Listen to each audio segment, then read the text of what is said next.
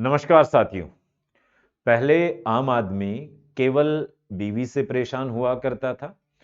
आज के फिलहाल के टाइम में आम आदमी बीवी, सरकार और जीएसटी तीनों से परेशान है और स्टूडेंट जीएसटी से आने वाले प्रश्नों को लेकर के परेशान है। तो आज की क्लास में मैं उसी परेशानी का हल आप लोगों को प्रोवाइड करा रहा हूं।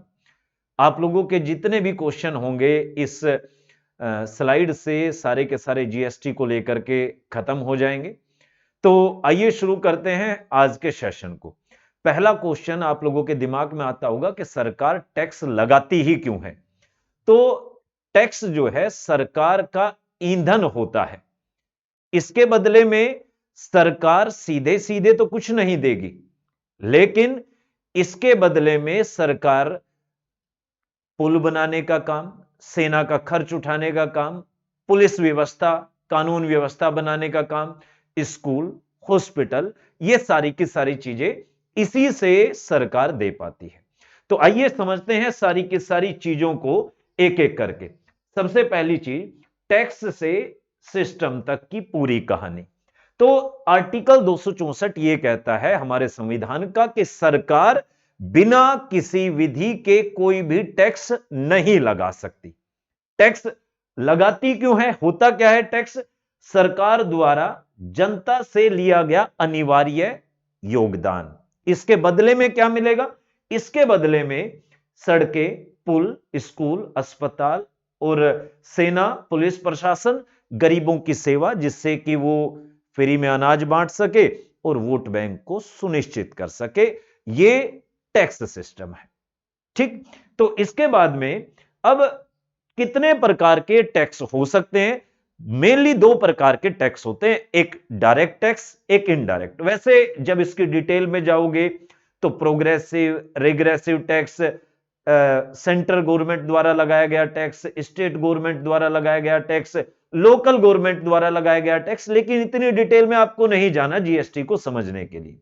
डायरेक्ट टैक्स क्या होते हैं? वो टैक्स जो जिसके ऊपर लगाए जाएं उसी को ही भुगतान भी करना पड़े। एग्जाम्पल के तौर पर इनकम टैक्स मेरे ऊपर लगा, मुझे ही भरना भी होगा। इनडायरेक्ट टैक्स वो टैक्स होते हैं जो लगते किसी और के ऊपर है, भुगतान किसी और को करना पड़ता है।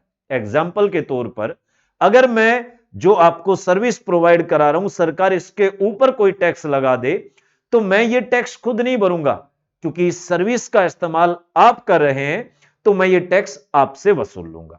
तो ये है डायरेक्ट और इनडायरेक्ट टैक्स। इसको भी अगर आप लोग थोड़ा सा डिटेल में देखोगे, टैक्स के प्रकार, डायरेक्ट टैक्स जो सीधे आपकी आमदनी या संपत्ति पर लगता है। इनकम टैक्स, कॉर्पोरेट टैक्स, बोझ और भुगतान एक ही व्यक्ति पर हो तो डायरेक्ट टैक्स, जिसके ऊपर लगाया गया उसी को ही भरना भी पड़े तो डायरेक्ट टैक्स।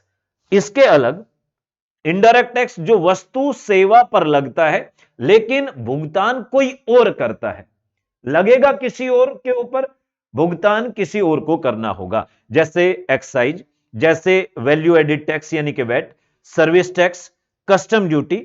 तो बोझ और भुगतान अलग अलग, लगाया मेरे ऊपर गया, भुगतान किसी और को करना पड़ा, इनडायरेक्ट टैक्स है। तो ये इनडायरेक्ट टैक्स है। जो जीएसटी है वो भी इनडायरेक्ट टैक्स की कैटेगरी में आता है।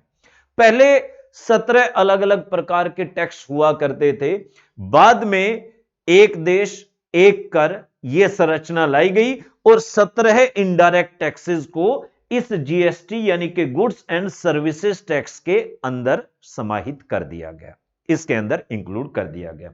अब इन्हीं चीजों को समझना है। जीएसटी से पहले भारत में टैक्स था, कैसे? सेंटर के टैक्स और स्टेट गवर्नमेंट के टैक्स अलग। अब उसका नुकसान यह हुआ करता था कि हर स्टेट अपने यहां पर अलग अलग टैक्स लगाता था, उनकी रेट भी अलग अलग रखता था। अब जो गरीब स्टेट हैं वो टैक्स हाई रखते थे, जो अमीर स्टेट हैं टैक्स कम रखते थे। इसीलिए ज्यादातर जो इंडस्ट्री थी, जो उद्योग थे, वो कहां चले जाएंगे? अमीर स्टेट्स के अंदर चले जाएंगे, जैसे गुजरात में, आपका महाराष्ट्र में या कर्नाटक में, इन एरियाज की तरफ शिफ्ट कर गए। क्यों? क्योंकि जो गरीब स्टेट थे वो टैक्स ज्यादा लगाते थे।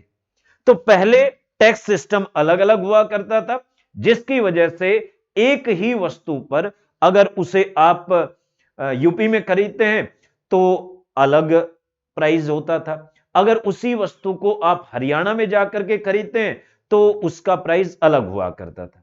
आज भी जब कभी ऐसा होता है कि शाम का सुनहरा मौसम हो, सुहानी हवा चल रही हो और दिमाग में युवाओं के वो खंबा दौड़ जाए, तो आज भी ज्यादातर क्या करते हैं, यूपी वाले हरियाणा में चले जाएंगे, वहां से अपने उस खंबे का जुगाड़ करेंगे और उसके बाद में लेकर के वापस लौट जाएंगे। क्यों? क्योंकि लिक्योर जो है जीएसटी में शामिल नहीं किया गया और वो जो गुलाबी रंग का सुनहरा द्रव्य होता है तो वो द्रव्य हरियाणा में सस्ता है और यूपी में महंगा है, तो यूपी वाले हरियाणा से खरीदते हैं, यूपी में जाकर के पीते हैं, बीवी बच्चों को पीटते हैं, है ना। तो ये कार्यक्रम था। तो पहले क्या था, सेंटर के tax, excise duty, service tax, custom duty अलग हुआ करते थे और स्टेट के tax, VAT, entry tax, luxury tax, entertainment tax, ये अलग हुआ करते थे और स्टेट वाइज ये दर बदला करती थी। लेकिन आज के टाइम में क्या है, इन सभी इनडायरेक्ट टैक्सेस को मिला करके एक जगह पर एक ही कर संरचना को जीएसटी के रूप में शामिल कर दिया गया है। अब इसके बाद में हर राज्य का अलग नियम था, बिजनेस महंगा होता था जिसकी वजह से भ्रष्टाचार बढ़ा करता था और जो कंपनीज थी, उद्योग थे, वो कुछ ही स्टेटों में कंसंट्रेट हो गए थे, इकट्ठा हो गए थे, जिसके अब जैसे जीएसटी आ गया, तो जीएसटी आने के बाद में अब चूंकि पूरे के पूरे देश में कर की संरचना एक जैसी हो गई, तो कर की संरचना एक जैसी होने के बाद में अब कोई भी व्यक्ति अगर उद्योग लगाना चाहता है, चाहे यूपी में लगाए, चाहे हरियाणा में लगाए, चाहे पंजाब में लगाए, उसको टैक्स बराबर ही पे करना है, जिससे कि बिजनेस जो है करना इक्वली आसान हो गया और भ्रष्टाचार पर कुछ रोक लग गई। ठीक है, तो अब यहां से शुरू होता है जीएसटी का थप्पड़ लगना शुरू। पहले मैंने बताया कि आम आदमी बीवी से परेशान था, आज सरकार और जीएसटी दोनों से परेशान है और बचा स्टूडेंट, वो इसके जीएसटी के प्रश्नों को लेकर के परेशान है। तो सारे के सारे प्रश्नों का हल आपको आज इसी क्लास में मिल जाएगा। अब यहां से स्टार्ट होता है जीएसटी। जीएसटी है क्या? Goods and services tax. अब ये शुरुआत में कहां पर लाया गया था? शुरुआत में तो इसको लागू किया था फ्रांस ने। फ्रांस के बाद में फ्रांस ने 1954 में इसको लागू कर दिया, उसके बाद में अलग अलग देशों ने इसको अपनाया और आज के टाइम में आते आते हम 161वें नंबर के देश थे जिसने जीएसटी को अपनाया है। अब इंडिया के अंदर जो गुड्स एंड सर्विसेज टैक्स है वो किस मॉडल पर आधारित है? कनाडा मॉडल पर आधारित है। कब इसको लागू किया गया? 1 जुलाई 2017 से पूरे भारत में इसको लागू किया गया है। 122वें संविधान संशोधन के रूप में, ये सीए मतलब कॉन्स्टिट्यूशनल अमेंडमेंट एक्ट के रूप में इसको पेश किया गया था और इसको पास करने का जो नंबर था यो 101वें संविधान के रूप में पास किया गया था। 101वां संविधान संशोधन के रूप में इसको पास किया गया। सबसे पहली बात कि क्योंकि कुछ ऐसी चीजें होती हैं जो संविधान संशोधन संसद करती है, लेकिन संसद के साथ साथ राज्यों की अनुमति की भी आवश्यकता पड़ती है। तो राज्यों के द्वारा जीएसटी को अपनाने वाला सबसे पहला स्टेट जो था वो असम था और सबसे लास्ट जो था जम्मू कश्मीर था। हम यानी कि मैं जहां से बिलोंग करता हूं, वैसे तो हम भारतीय हैं, लेकिन मैं जहां से बिलोंग करता हूं यानी कि यूपी 8वें नंबर का स्टेट था जिसने जीएसटी को अपनाया था। तो जीएसटी एक ऐसा टैक्स है जिसने सेंटर और स्टेट के कई टैक्स आपस में मिला दिए। कितने मिला दिए? तो ये 17 टैक्स हुआ करते थे जो एक साथ मिला करके अब जीएसटी इकट्ठा हो चुका है, यानी कि अब एक ही कर देना है, एक देश एक कर। तो पूरे देश में एक समान टैक्स का सिस्टम इस तरीके से बनाया गया था। अब आपके दिमाग में आएगा कि शुरुआत कहां से हुई थी? तो मैंने बताया सबसे पहले जीएसटी को फ्रांस 1954 में लेकर के आया था, बाद में कनाडा ने भी अपनाया, ऑस्ट्रेलिया ने भी, यूके ने भी, और लगभग 160 देश जो है इसको पहले ही अपना चुके हैं।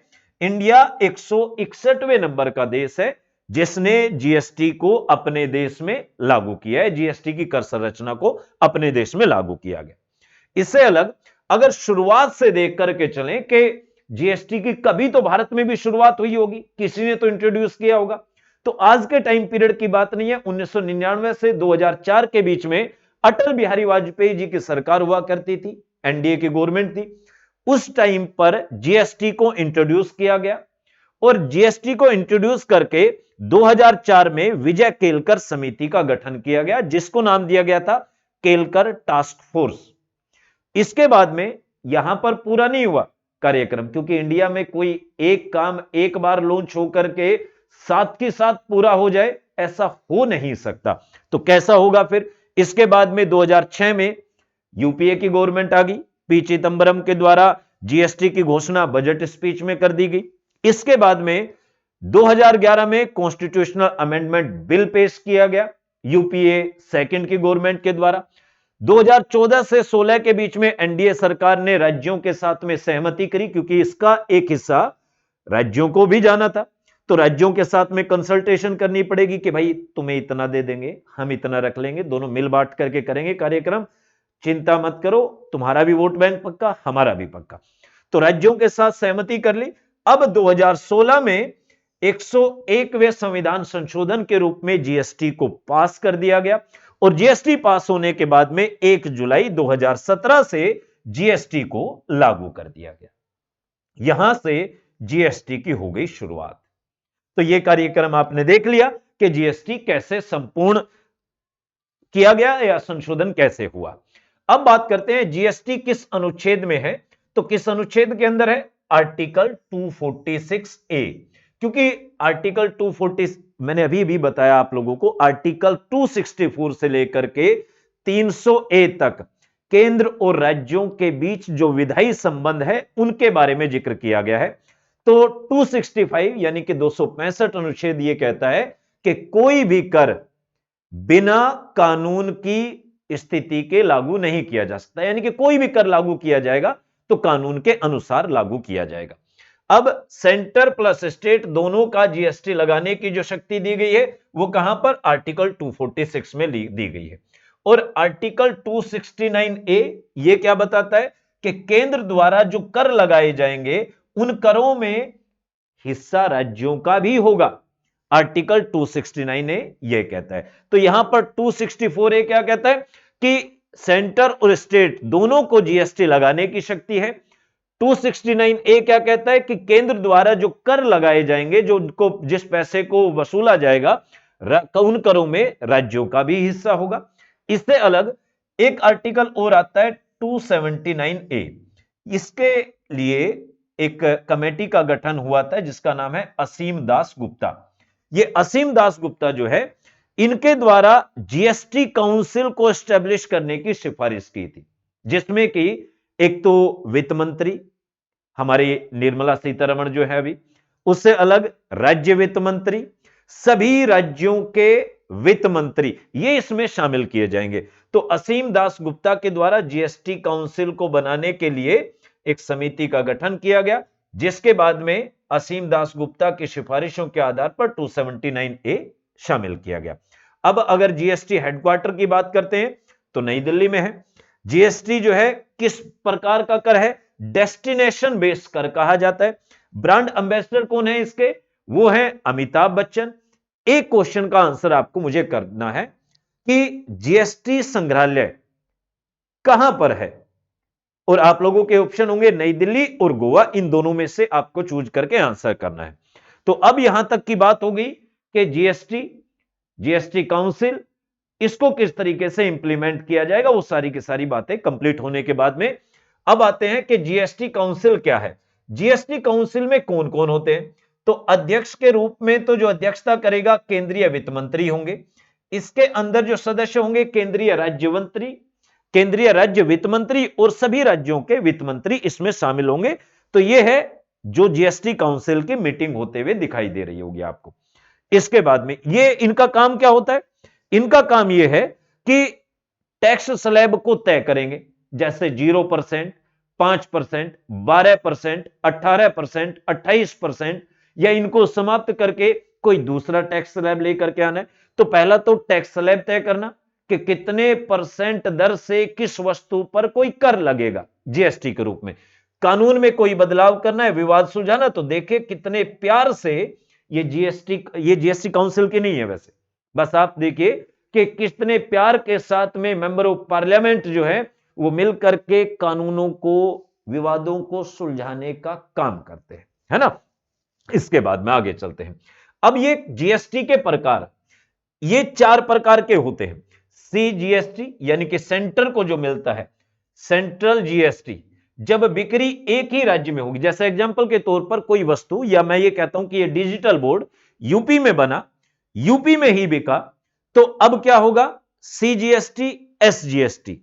सीजीएसटी और एसजीएसटी में मान लो एग्जांपल के तौर पर इस बोर्ड में, इस बोर्ड के ऊपर सरकार ने 18% जीएसटी वसूली, तो 9% सीजीएसटी सेंटर ले गया और 9% एसजीएसटी यानी कि वो स्टेट को चली गई, यूपी को चली गई। जब बिक्री एक ही राज्य में है, एसजीएसटी स्टेट को मिलने वाला कर, सेम स्टेट में जब ट्रांजैक्शन होगी यानी कि यूपी के यूपी में ही बिकेगा, तो आधा इनके पास चला गया, आधा इनके पास चला गया। अगर इंटर स्टेट बिक्री हो रही है, मान लो ये बोर्ड बेंगलोर के अंदर बना हो कर्नाटक में और यूपी में बेचा गया हो, तो तब क्या होगा, तब ऐसा होगा कि इसमें एसजीएसटी नहीं मिलेगी, स्टेट को जीएसटी जहां पर ये बना है वो उसको नहीं मिलेगी, अब आईजीएसटी इसके ऊपर लगेगा। क्या होगा इससे, सेंटर इसको वसूलेगा और जहां पर ये बोर्ड बेचा गया ले जाकर के उस स्टेट को एक हिस्सा दे देगा, एक हिस्सा अपने पास रख लेगा। तो इसे कहा जाता है आईजीएसटी। इंटर स्टेट जब व्यापार होगा, एक राज्य से दूसरे राज्य में व्यापार होगा। मैंने बताया कि मान लो ये बेंगलोर में बना, कर्नाटक के अंदर बना, लेकिन कर्नाटक में नहीं बिका, इसको बेचा कहां पर गया, इसको बेचा गया ला करके यूपी के अंदर। तो अब जीएसटी कौन वसूलेगा, केंद्र। तो सीजीएसटी वो अपने पास रखेगा और जहां पर ये बेचा गया उसको कितना दिया जाएगा, उसको आधा हिस्सा उसको दे दिया जाएगा। तो इसको बोलते हैं आईजीएसटी यानी कि इंटीग्रेटेड जीएसटी। अब आपके दिमाग में आएगा, जहां पर बना उसको क्या मिला, उसको मिला रोजगार, उसको मिला कॉर्पोरेट टैक्स, उसको मिला रेडी पटरी जो वहां पर लगती है उससे टैक्स, तो वहां पर रोजगार पैदा हो रहा है। तो जहां पर ये बिकेगा जाकर के आईजीएसटी वहां पर, जब इंटर स्टेट व्यापार होगा। यूजीएसटी यानी कि यूनियन टेरिटरी के लिए जो मिलेगा, तो यूजीएसटी जब सेंटर और यूनियन टेरिटरी के बीच में बंटवारा होता हो। अब इसके बाद में जीएसटी की टैक्स स्लैब, टैक्स स्लैब के रूप में आप देखोगे शुरुआत में 0% यानी कि एग्जेम्प्टेड जो आइटम थे जिनके ऊपर कोई कर नहीं लगता था, 5% कुछ वस्तुएं ऐसी रखी गई जिनके ऊपर 5% था, कुछ 12%, कुछ 18, कुछ 28। अब मैंने इनके लिए वस्तुओं का नाम इसलिए नहीं दिया क्योंकि ये पुराने स्लैब थे, ये समाप्त हो चुके हैं। अब जो लग्जरी आइटम थे वो सबसे हायर स्लैब में रखे गए, जो असेंशियल आइटम थे वो सबसे कम स्लैब के बीच में रखे गए थे शुरुआत में। अब इसके बाद में आगे देखें तो टेक्निकल टर्म्स जो आप लोगों से पूछी जाती हैं, एक होता है जीएसटीआईएन, ये 15 डिजिट का एक यूनिक नंबर होता है जिसमें शुरुआत के जो अक्षर होंगे वो स्टेट को रिप्रेजेंट करेंगे, जैसे यूपी तो यानी कि उत्तर प्रदेश, फिर पैन कार्ड जो पैन का नंबर होता है, permanent account number, pan card number, और बाद में 3 डिजिट का एक यूनिक कोड होता है। टोटल ये 15 नंबर का एक जीएसटीआईएन यानी कि आइडेंटिफिकेशन नंबर। अब ये जीएसटीएन है, ये जीएसटी का नेटवर्क है, ये आईटी बैकबोन के रूप में यानी कि एक पोर्टल के रूप में, वेबसाइट के रूप में इसे डेवलप कर रखा। अब आता है एक इनपुट जीएसटी। इनपुट जीएसटी कब दिया जाता है, जब खरीद पर दिया गया टैक्स। इनपुट जीएसटी क्या होता है, जब कोई वस्तु खरीदी गई, मान लो एग्जांपल के तौर पर किसी को ये जो स्वेट शर्ट है ये डेवलप ये बनानी थी, इसको बनाने के लिए क्या करेगा भाई, मार्केट से जाकर के रॉ मटेरियल खरीदा, तो जब खरीदा गया रॉ मटेरियल उस पर जो टैक्स दिया गया इसको इनपुट जीएसटी कहते हैं। फिर ये तैयार करके इसको मार्केट में बेच दिया गया, तो बिक्री पर जो टैक्स लिया गया उसको कहेंगे आउटपुट जीएसटी। अब ये इनपुट टैक्स क्रेडिट क्या होता है, जो इनपुट जीएसटी में खरीद पर दिया गया था और आउटपुट जीएसटी में जो बिक्री पर लिया गया उसको घटा दें, यह बचेगा इनपुट टैक्स क्रेडिट। यह बचा आईटीसी, इनपुट टैक्स क्रेडिट आपके पास। इसके बाद में अब जीएसटी रिटर्न क्या है? सरकार को दी जाने वाली रिपोर्ट, कितना खरीदा, कितना बेचा, कितना टैक्स दिया। एग्जाम्पल, ये इसकी रिपोर्ट्स होती हैं, जीएसटी R1, जीएसटी R3 भी, इन रिपोर्ट के अंदर ये सारे की सारी जानकारी दी जाती है। तो ये आप लोगों का जीएसटी रिटर्न हो गया। इसके बाद में आगे चलें, जीएसटी के फायदे, टैक्स पर टैक्स खत्म हो गया। एक तो ये हो गया ना कि भाई कास्केडिंग जो इफेक्ट हुआ करता था, टैक्स के ऊपर भी टैक्स लगते रहते थे, तो वो खत्म हो गया। व्यापार आसान हो गया करना, एक देश और एक बाजार हो गया। पूरे के पूरे देश में कहीं भी कोई इंडस्ट्री लगे उस पर एक ही टैक्स लगेगा। पारदर्शिता आ गई, कर में चोरी रुक गई। अब क्योंकि एक ही पोर्टल है, अब कास्केडिंग इफेक्ट है नहीं, तो मेज के नीचे से काम नहीं होगा, सारा का सारा काम वैलिड तरीके से ऊपर से ही होगा। अब ये जीएसटी 2 के बाद में जो असेंशियल चीजों में चेंज किए गए, क्योंकि अब जो है वो दो ही टैक्स स्लैब रखे गए हैं। दो टैक्स स्लैब रख रखे, मैंने बताया 5% और 18%। जो 5% का टैक्स है वो मेरिट बेस रखा गया है और 18% का मानक बेस रखा गया, स्टैंडर्ड दर रखी गई है। अब ये जो जीएसटी 2.0 है 2025 में, जिसको लेकर के आए थे, इसे थीम के रूप में कहा गया। इसकी जो थीम रखी गई, जीएसटी का सरलीकरण, नागरिकों का सशक्तिकरण। जीएसटी का सरलीकरण, नागरिकों का जीएसटी का सरलीकरण और नागरिकों का सशक्तिकरण। तो यहां पर आपको कुछ चीजें बताई गई हैं, जैसे ये मिल्क है, पहले 18% जीएसटी था, अब नील है। अब ये इंडियन ब्रेड है, रोटी, पराठा और परोठा, उसके बाद में 5 से 12 पुराना जीएसटी था, अब इस पर नील कर दिया गया। पनीर पहले 5 से 12 था, अब समाप्त कर दिया गया। लाइफ इंश्योरेंस पहले 18% था, अब ये इंडिविजुअल के लिए नील कर दिया गया। प्लांट बेस्ड मिल्क 12 से 18% था, ये 5 कर दिया गया। मेडिसिन ड्रग्स 12 से 18% थी, ये 5% कर दी गई। मेडिकल डिवाइस, ये आपकी पहले 12 से 18% था, 5% कर दिया गया। तो यहां से जो डेली यूसेज आइटम है, जिन पर पहले 12% और 18% का रेट हुआ करता था, वो लगभग 5% आ गया। फूड एंड ग्रोसरी, इसको घटा करके 5% ले। होम अप्लायंसेस, मान लो आपको एसी लगवाना है, 18% में रख दिया। कंज्यूमर इलेक्ट्रॉनिक्स, आपको पीसी खरीदना है तो 18% में कर दिया। ब्यूटी और पर्सनल केयर, तो जैसे जैसे सर्दी आ रही है उसके साथ साथ में शादी ब्याह का मौसम आ रहा है, तो फेयर एंड लवली 5%, उससे अलग फैशन आइटम 5%, उससे अलग फुटवियर 5%। तो इस तरीके से सारे के सारे टैक्स स्लैब जो 5 हुआ करते थे, उनको अब कन्वर्ट करके 5% और 18% में कन्वर्ट कर दिया गया है। इसके बाद में जीएसटी ने टैक्स नहीं बदला, ऐसा कहते हैं, जीएसटी ने पूरा सिस्टम बदल करके रख दिया, पूरा सिस्टम हिला करके रख दिया है। तो उम्मीद करता हूं कि आप लोगों को जीएसटी समझ आया होगा और इसे आप ठीक से एक बार वीडियो को और देखेंगे तो आपको कंप्लीट समझ में आ जाएगा कि आपको किस प्रकार के प्रश्न पूछे जा सकते हैं। अच्छा, अब मैं आप लोगों से एक प्रश्न कर रहा हूं, यहां पर आप उसका आंसर देंगे कि इंडिया के अंदर जो जीएसटी का मॉडल अपनाया गया है वो किस देश से अपनाया गया है। धन्यवाद आप सभी बच्चों का।